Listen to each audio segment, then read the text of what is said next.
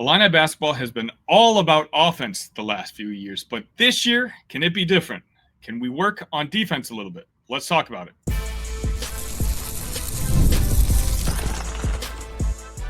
You are Locked On Illini, your daily podcast on the Illinois Fighting Illini. Part of the Locked On Podcast Network, your team every day. Welcome one, welcome all to another edition of Locked On Illini. Thank you all so much for making us your first listen each and every day. Today's episode is brought to you by Gametime. Download the Gametime app, create an account, and use code LOCKEDONCollege for $20 off your first purchase. My name is Sonny Verma, your host here at Locked On Illini, where I continue to provide you coverage daily, 5 days a week, and heck, this week it's been 7 times this week because we've had 2 live rapid reaction episodes. We had 4-star Lapoti commit on Monday, I believe it was. And then, of course, that was on Sunday evening. And then, of course, on Wednesday evening, we had Ethan Brown, a 4-star from Missouri commit. And so I went live for about 10-15 minutes, got your guys' reactions. I gave you mine. So make sure you're subscribed to the channel. That way you won't miss a single thing. And as a side note, you're going to help me on my goal to hit 4,000 subs on YouTube by the time we kick off the season, which, by the way, is just next month, August 29th. I can't believe we're less than a month. Wait, hold up. We're in August now. That's less than a month. We have college football this month, folks. Make sure you're locked in on Locked On Illini, and I promise you won't miss a thing. First and foremost, I'm going to start the dialogue with basketball a little bit. On Wednesday, the Illini men's basketball team allowed some of their players and coaches to meet with local media. And there were some interesting quotes. One in particular, the local media was allowed to meet with the new assistant coach, Camryn Crocker. And I want to bring on a special guest, special to me, special to you, and one of my regulars here, JR. Thanks for jumping on today. Love it. Love the addition, the hire, and I love that we got to hear from him. Great stuff. Excited to talk about it.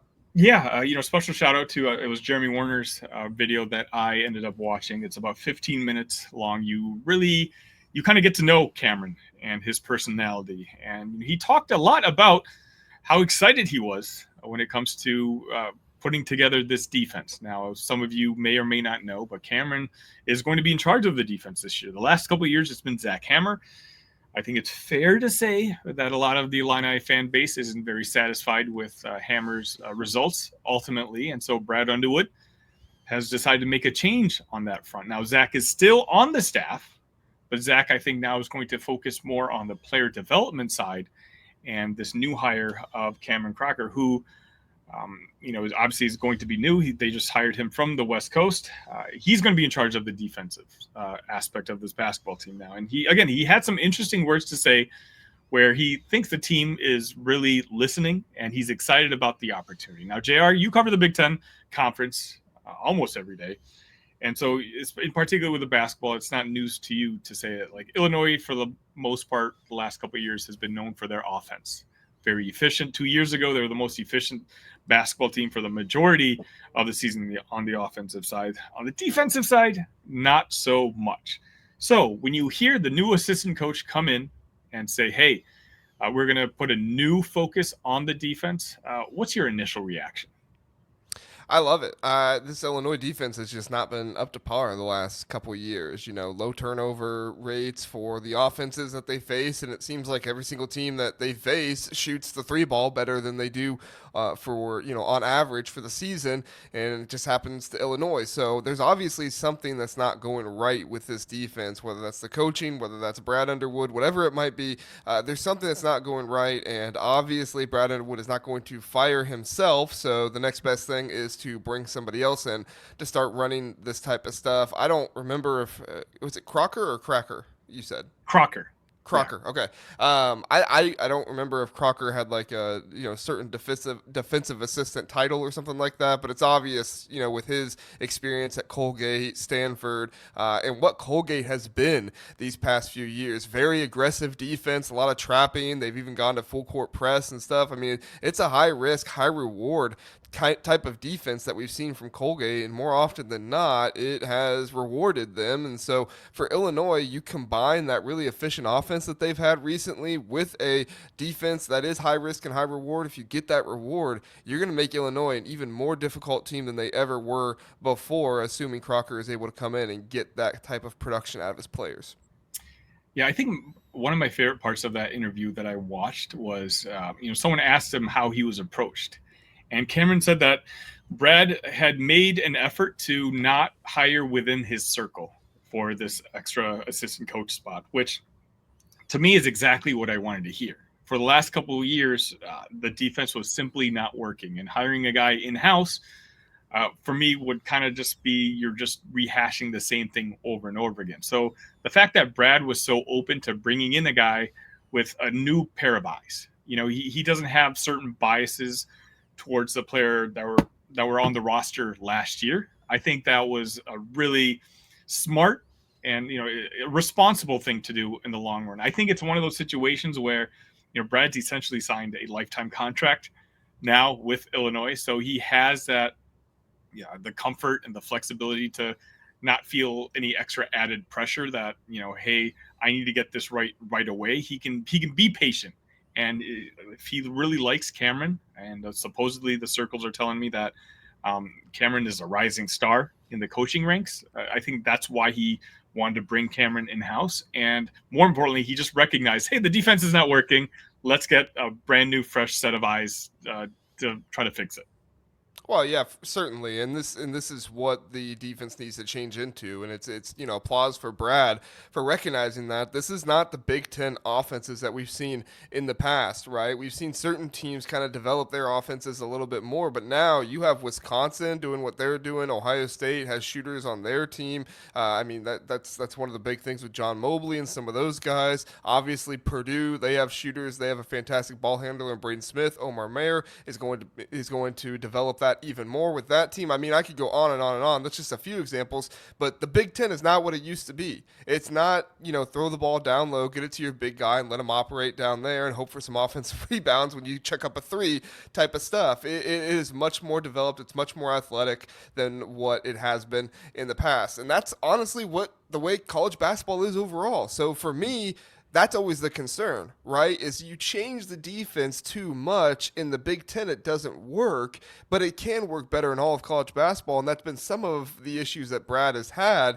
Is he's changed things. It's been better for contending in March Madness and for national championships, but now with the Big Ten changing and becoming more like the rest of college basketball, you're going to see changes like this not only impact their ability to play outside of the conference and March Madness and stuff like that, but I think it's going to help him even more. I do think we need to, temper expectations for the first season because it is his first season. He is coming from Colgate. He was at Stanford, but I don't believe, from what I read was correct, he didn't have as many responsibilities at Stanford as he did at Colgate. So this will really be his first time coming into a major program, as he described it, a global program in that interview. I love to hear that from him. But for him to come in to a program of this size, of this stature, from Colgate, obviously Colgate had a great run, but it is an adjustment for a guy to come in and try and do that. Yeah, certainly the level of competition is going to be something that Camryn hasn't really faced before. But I guess the next question I have for you, JR, is how much can you change the defensive level of this team? Like, we know this Illini team is going to be very skilled on the offensive end, but they're lacking athleticism, just like last year's team lacked athleticism. So there's a lot of drop coverage last year. I'm assuming there's still probably going to be a lot more drop coverage than Illini fans want this upcoming season. But, taking a look at the individual players, do you think that this team itself can take a step up when it comes to the defensive side? Certainly through aggression. That was one of the first things I said, and I think that is going to really impact Illinois if they're able to really get their guys not just disciplined but more aggressive with trying to get in passing lanes, trying to pick the ball. Like I talked about, high risk, high reward, and that's something that I think Crocker can bring to this team with the mentality, with the way they play defense. The good news for Illinois is that if you ever played basketball, honestly, defense doesn't really change from level to level. It's about discipline, it's about connection. protection, it's about aggression, and it's also about, I mean, obviously athleticism, what can you do with that? But it's also about taking the opportunity when it comes. So what is Crocker going to be, preaching to these guys? Is he going to be preaching, take the opportunity? If you screw up and somebody gets an open shot or something like that, let them have it, but at least you were aggressive? Or is he going to be a bit more passive? I tend to lean toward the aggressive side, which for me as a fan is so much more fun to watch. So I think if nothing else, the fans win in this one because you're going to watch a more, entertaining defense as long as it works. I guess if it doesn't work, it's not very entertaining for Illinois fans. Yeah, we've done the bad defense thing a couple of years in a row now. I mean, I want to be more optimistic about our defense, but it obviously it hurts a little bit now that Ty Rodgers has gotten hurt. Obviously, Brad still isn't updating anybody. We don't know the extent of this injury, but the vibes that most people are getting is that he's not going to be playing this year, or at least not in 2025. Who knows about the second half of the season? And, Ty's the type of guy that you were counting on, maybe next to a senior year Kylan Boswell, to be the two guys in your lineup that could shut the opposition down. Now you still have Kylan for now, being your ace defender, but who else is going to be able to step up on that team? Obviously, Will Riley, because Persiaki's shown us they weren't great defenders last year, so it's not like you're replacing great defenders. And quite honestly, if you take a look at Zavonimir's numbers, his block rate is one of the best ones in the country. And so maybe, he can be an upgrade, but how many minutes is he going to play? Is he playing with his brother Tomislav on the defensive side? That's going to be interesting, to say the least. But you're going to need guys to step up. Apparently, again, they talked about in the media session, the freshman Brandon Lee is just killing it on the defensive side. But I think he's so incredibly raw offensively that if you watch his tape, I don't think he's the type of player that's going to be able to see many minutes, except for maybe blowouts his freshman year. So besides Kylan, I think you're kind of surrounded by average to below average guys in the starting lineup when it comes to defense. So it's kind of going to have to be a collective effort. And the pressure's on Camryn to figure out a team concept that's going to raise the floor of the team defense, because we know the offense is going to be good. If the defense can just be league average, this could be a special Illini team. Yeah, I think Zavonimir, you hit the nail on the head right there. That's the key guy in this whole scenario for me. Obviously, Tomislav Visic, he's a good defender down there. He alters shots, does a good job of getting blocks. Kylan Boswell, like Camryn said in the interview, he can guard basically anybody in the country. The only people he can't guard are the people that are 10 that are 10 inches taller than him.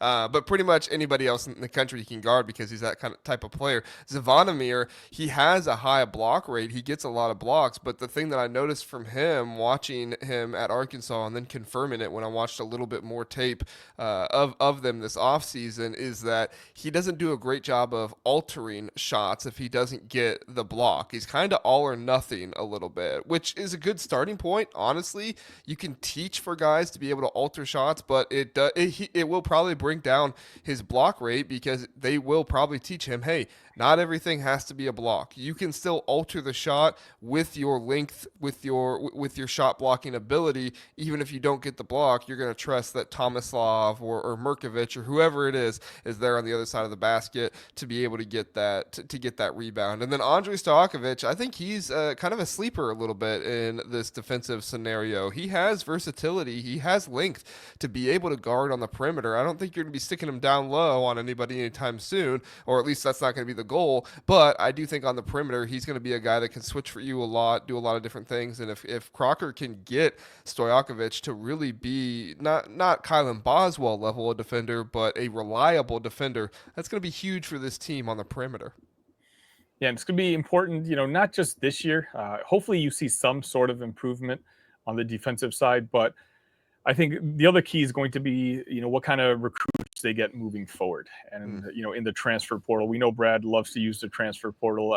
They just got 4-star Ethan Brown, who, again, doesn't really fit the athletic mold of the recent players that, Illinois has been getting. Just not very skilled, but not very athletic. But he did average almost 4 steals a game, which kind of goes with what you were talking about, the aggressive nature. So it's one of those, it's just wait and see. That's all we can do. But I can say that compared to the last couple of years, hopefully there's not much further they can fall when it comes to the defensive side.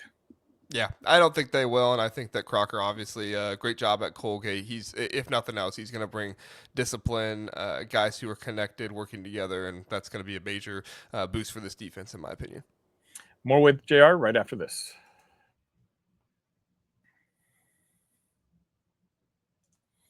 If you're trying to stay on top of your routine, whether that's workouts, long days on campus, or staying focused through back-to-back classes, hydration is where it all starts. And that's where Drip Drop comes in.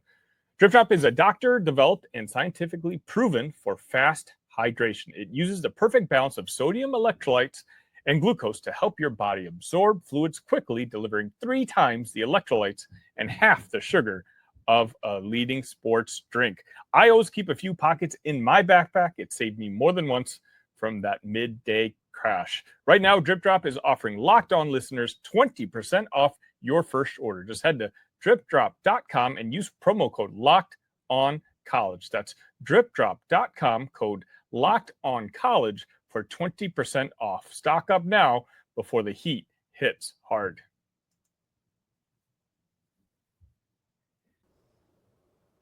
All right, welcome back. I'm here with JR from the Big Ten Huddle. JR, you had an interesting episode on Sunday night where you kind of went through every team and you made predictions, Big Ten standings predictions. I'm not brave enough to do that yet, although now I just realized I have less than a month to produce my own predictions. But I figure what we'll do is we'll kind of talk about where you see Illinois football this season, and then we'll kind of compare it to the rest of the conference and how it falls, and then we'll see where the conversation goes from there. How's that?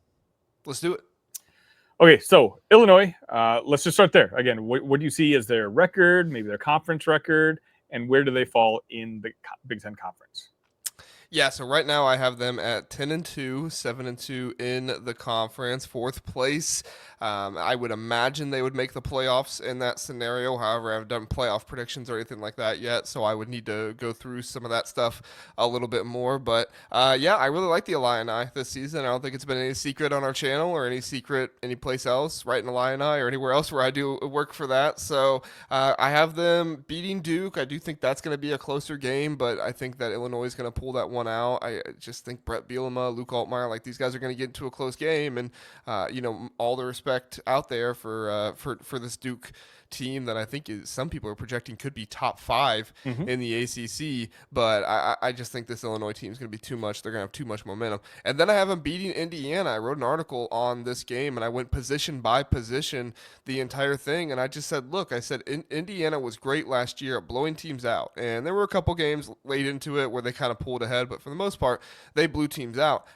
I don't think Brett Bielema is going to let that happen. I don't think he's going to allow this Indiana team to just completely blow them out of the water. It's going to be Indiana's first real test. They got 3 cupcakes on the schedule, which everybody knows about, and then they face Illinois. And I think that makes it difficult for you when you go into a Big Ten season and you haven't really faced any solid competition. Their toughest competitions be Old Dominion. I know they gave South Carolina a tough game last year, but this is a former FCS team. This is a team that should not be relied upon as a team that's going to test you if you think of yourself as a playoff contender. So I do have concerns about Indiana there with their first big game going into the Big Ten, and I think Illinois is going to pull this one out. It's going to be another close game. Then I have them beating USC, too much travel there, beating Purdue. I have them losing to Ohio State. My co-host Zach actually had Illinois winning that game, so really? He's predicted that. But I had Illinois losing this one, and then the bye week, and then I have them losing going to Washington. We saw what happened last year with that Oregon loss and then that Minnesota loss. And now I don't believe there was a bye week between those 2 games, but there was definitely some carryover there, and I'm wondering if we'll see some of that, especially with the distance they're going to have to travel next year. In my opinion, if that's your second loss on here, it's nothing guaranteed, so I still feel really good about Illinois being 10-2. And then Rutgers, Maryland, at Wisconsin, Northwestern getting the Final 4 wins there. Yeah, the schedule certainly does get a little bit easier. It's all about surviving that first half of the schedule. Again, I've talked about this on this show all the time. Like, I was in Las Vegas last weekend. I'm not kidding when I say more and more of the national media were talking about, when I'd have in-depth conversations with them, I was hearing a lot of 10s. I was hearing a lot of 11s. And for me, it's like I've been optimistic all summer long. But the over/under on some books is 7.5. FanDuel is at 8.5, and that's kind of where I see it. Like, okay, let's get to 9 wins. Let's get to 9 wins. The fact that I joked around about this with Big Kurt from the Eyes on Big podcast on yesterday's episode. I think the sport of football has made me into who I am now.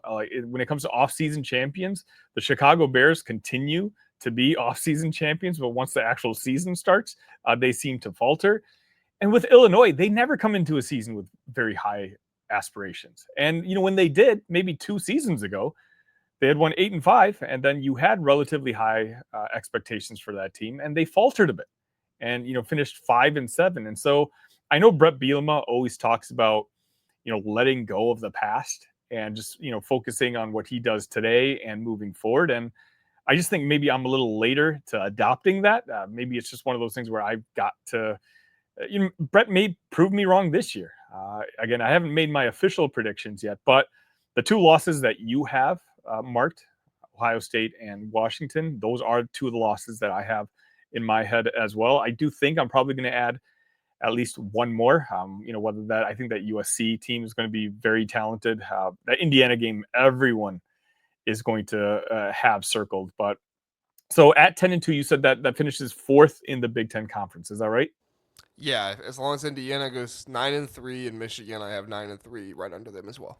So let's just start from the bottom up quickly, and then once we get to the top, we'll kind of talk a little bit more in depth. Let me make one more note on Sure. Illinois really fast odds-wise, because I think Illinois is getting a little bit of – I've seen some people say, well, I'm not going to pick Illinois to win 10, 11 games because of the odds. They just have far too low of a win total. And then I see them picking Nebraska and USC and Texas A&M, teams like that, to go out and win 9, 10 games. I just want to make sure people realize the odds for 10-plus wins on FanDuel right now is for Illinois, it's plus 360, Nebraska plus 350, USC plus 340.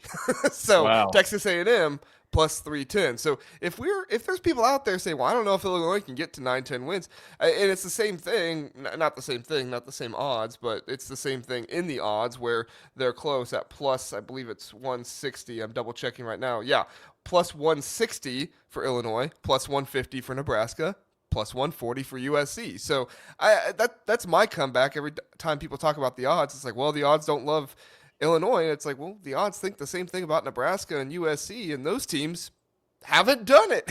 Yeah. Lincoln Riley had the good season 2 years ago when they almost made the playoffs, but other than that, I don't know what gives you more confidence in USC or Nebraska over Illinois to get that far. So, but I just want to make that note. Unless you have any comment, I can do the rest of the conference. No, when you put it that way, I do think there's definitely more value on the Illini compared to Nebraska and USC. But, again, I want to be proven wrong. I just remember, I believe it was coming off the 8-win season. Our over-under was 6.5, if my memory serves me correct. And I thought I was going on shows and telling people to hammer the over. And then, here they were, came down to the last game of the season against Northwestern, who had already clinched. I believe they'd won 7 games at the time, and came a 1 drive away from being bowl eligible, and they left a little scar. I hope I'm wrong, and I hope you and the other guys who are very optimistic about the Illini are right. But again, let's go over the Big Ten Conference in general. Who do you have finishing last? Let's work our way up. Sure, you'll love the last place team. I have Purdue 2-10. Love hearing and that. Then I won't mention the records for everyone. If you want the record, just let me know, but I'll go from there. 17th, I have Maryland, followed by UCLA, Michigan State, Northwestern, Rutgers, Wisconsin, Washington at 11th. That's a weird tiebreaker thing there. I have them at 8-4, but finishing 11th, which is strange. And then I have USC, Nebraska, Minnesota, bit of a dark horse. I'm a little high on Minnesota this year. Iowa, Indiana, Michigan, Illinois, Oregon, Penn State, and then at the end I have Ohio State winning the conference. So between Ohio State, Penn State, Oregon, do you have any of the teams going undefeated? No, they are all 11-1, 8-1 in conference. So how does that factor itself out? Did you go through game by game? Did they lose to each other, or? Yeah.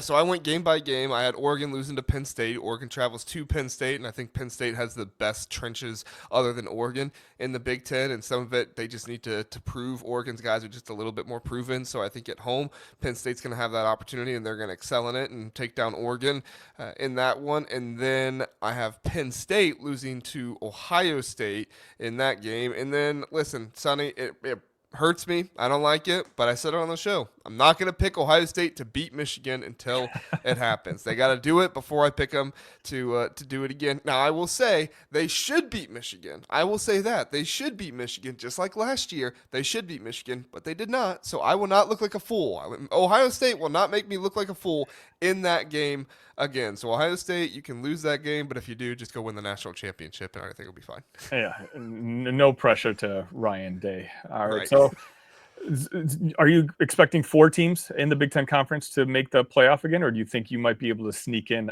Michigan or Indiana, who you have 5th and 6th? Yeah, I don't think Indiana will sneak in at 9-3. Unfortunately, now it's not anything because of schedule. I think it's just national perception of their brand and their program and everything else. That I think if they're 9-3. They would even have trouble getting in at 10-2. I said last year I didn't think they were going to get in at 11-1 because I thought Alabama was going to be 10-2 and get in over them, and SMU was going to stay in because of the conference championship game. But Alabama ended up losing to Oklahoma, so I kind of looked like a fool, but not really, because I think most people thought Alabama would be Oklahoma. But that it is what it is. So I think Michigan has a good chance of getting in there, especially the national championship 2 years ago, providing they get there. I have no idea what's going to happen with all this sign stealing stuff or whatever. And at this point, I'm not going to predict anything's going to happen until it actually happens. Yeah, that's impossible. All right, Jared, thank you for your time today. Can you let the crowd here know again where they can find your work? Yeah, the Big Ten Huddle. We're talking Illinois every single episode because we talk every single Big Ten team all the time. We typically try to do one segment where we're talking something about every Big Ten team at least once every other episode, or at least once an episode. So a lot of good stuff over there. And then you can find my written work over at Writing Illini, putting out articles once, twice, sometimes 3 times a week over there. All right, Jared, we'll see you back very soon. All right, thanks, Sonny.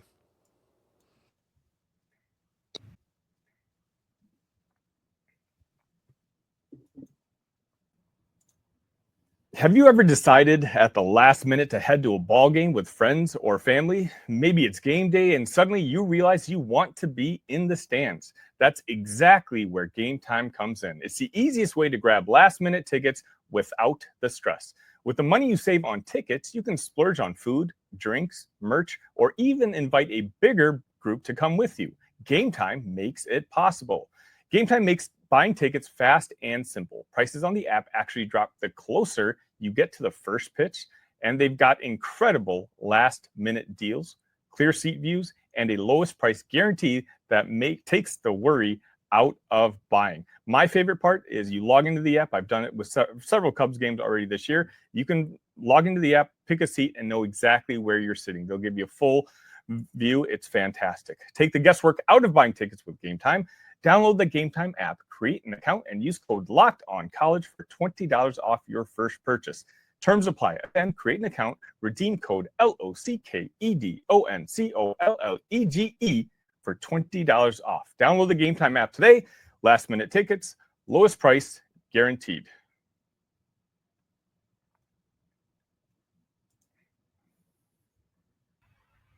All right, we went a little long on those first 2 segments, so I'm going to kind of wrap it up here. Again, if you aren't involved in the Talk Illini community, there's going to be a link in the description. Join the Discord. We're Illini fans talking football, basketball all day, every day. With the season almost right around the corner, guys, there's football later on this month. There's no better place to get in a community with fellow Illini fans like yourself. Thank you all so much for making Locked On Illini your first listen today. For your second listen, check out The Portal Show. Brian Smith has the latest rumors, portal entries, and signings. Be the most informed fan on the rapid changes to the college football landscape. Find The Portal on YouTube or wherever you listen to podcasts. That's going to be it for today. Again, make sure you're subscribed. If there's any other breaking news, I'll do another rapid reactions. I've already done 2 this week.